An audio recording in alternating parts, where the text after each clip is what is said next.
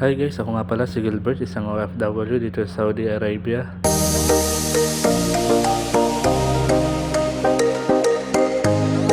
Ayan guys, mga ka-OFW. Ayan, linis muna tayo ng aircon.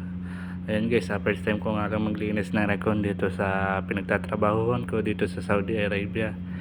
Ayan guys, kaya yung ano lang nilinisan sa lababo. Sabi ko sa kasama ko, mas madali ditong maglinis kaysa diyan. Kasi maglalati at saka magkakadumi ang sahig, kaya sabi ko sa kanya dito na lang din sa lababo, pero sabi ko testing ko na lang din.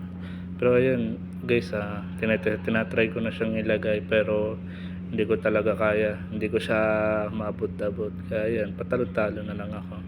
Sabi ko sa kasama ko, ikaw na lang, hindi ko kasi abot. Sabi niya, try mo lang kasi maabot mo din naman yan. Yan tinesting ko, ayan patalon-talon ako dyan, hindi ko nga masyadong abot.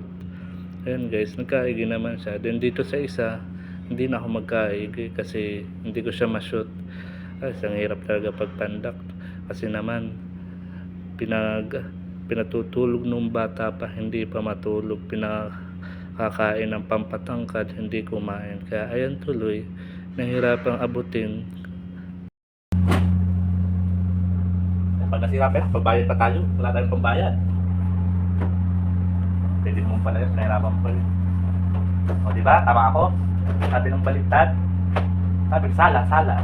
Ano? O yan, o diba?